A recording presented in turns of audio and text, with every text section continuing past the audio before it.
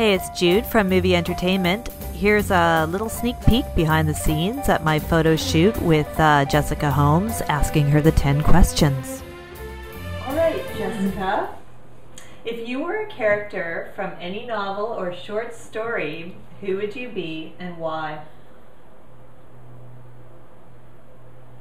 Next question. No. I'm currently reading The Outlander by Diana Gabaldon. Oh, she travels back in time, and she goes back to Scotland in the 1700s, and she's a nurse, and so she's able to help all these people, and she has very good sex. I read that book. Yeah.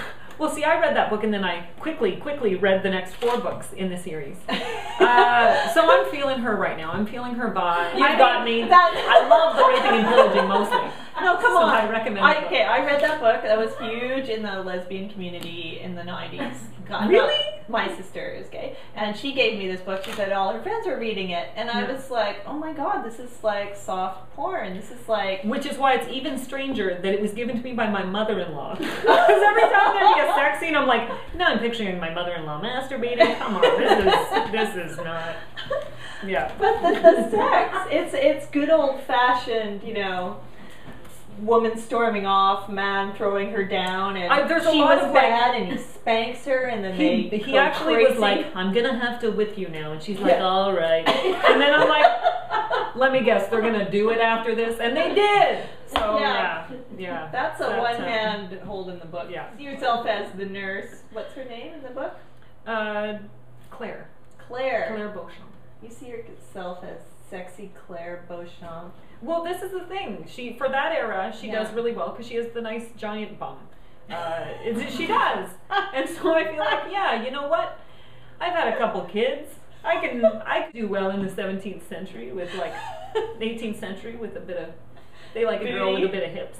At the risk of alienating myself from every other Canadian, Toronto is my favorite city in the world. And when I moved to Toronto from Ottawa, I felt like I was coming home.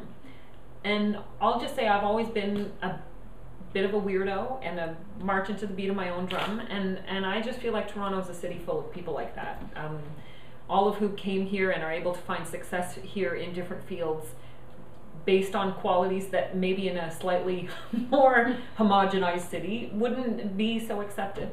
I love Toronto. If you could only ask one question of a prospective mate or business partner, what would you ask them?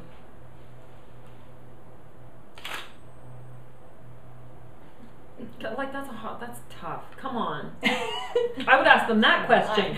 I would ask them if you could ask me any question. Yeah, I would just that difficult question, and I'd watch them squirm and see if I like that answer.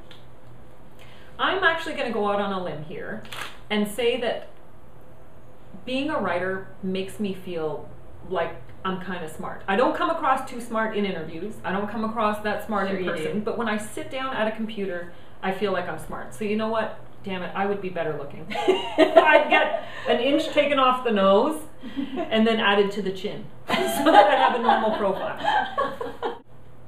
I would make it Goodwill. My new hobby, I'm trying to do this shopping diet for the sake of the environment where you only buy secondhand things. So I go to places like Goodwill or any thrift store, and I just do the labels. I just skim through things and I look at the labels, and then so a Betsy Johnson dress for $15 or 9 West shoes for $5. Free. But I'm trying this shopping diet out, so I'd still have to do it there. You stick to your shopping diet? Wow, I so wouldn't. My most embarrassing audition was the very first audition I ever went for. Because I'm standing, I just got an agent and I'm just new to performing, so I come into the room and I'm all excited, and they go, Slate, and I go, and they go, Slate, and I'm like, Slate. What I didn't know was, Slate, when they say that on an audition, that means, woman, say your name and what you're auditioning for. But so this went on where they just kept saying Slate, and I go, Slate. And it just got more and more awkward and uncomfortable because I had this excited, nervous energy, and they were just like hating their life and hating me and hating everything. So finally they said, say your name and then read your lines. So I said my name, and then with like quivering panic lip, I tried to do the actions, and yeah, it was, yeah. Do you remember what it was for? I remember crying after. I don't remember what it was for, but I do remember coming out and going, it's not glamorous. This is not a glamorous lifestyle. I just on a little whim, I'm going to say barbecued asparagus. Wow. Yeah. And you would have the hollandaise?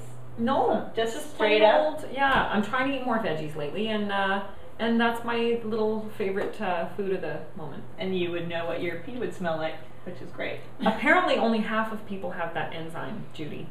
Not to get all scientific, but apparently only half people's pea smell. And I discovered that because I was like, I would bring it up in every conversation. I'd be like, guys, this is just a little icebreaker, but I'm throwing it out there. Pea after asparagus. Woo!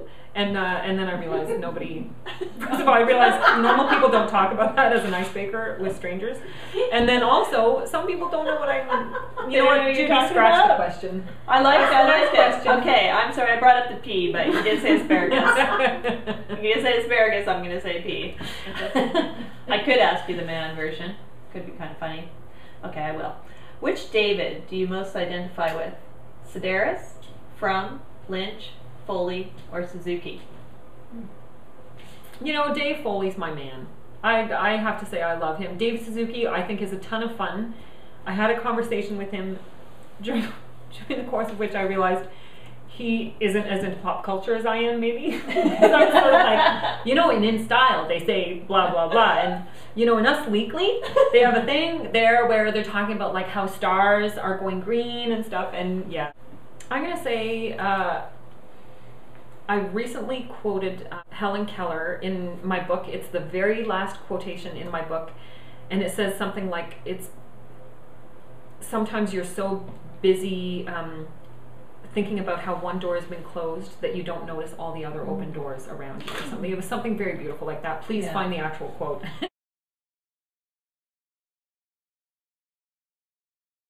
I just find her inspiring, and when I think about like women in the past who have gone on to sort of shape our generation, I think she's such a hero.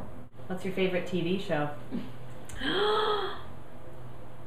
True Blood is my favorite TV show right now. But I will say, I know it's kind of a violent vampire-y thing, but it's a women's show. It's for women. And I know that because the women that they've cast are character-y, not glamorous. They're all character women that they've done up with giant fake lashes and stuff like that. But they're the true meat of the story. They're the interesting ones. And I just got to tell you,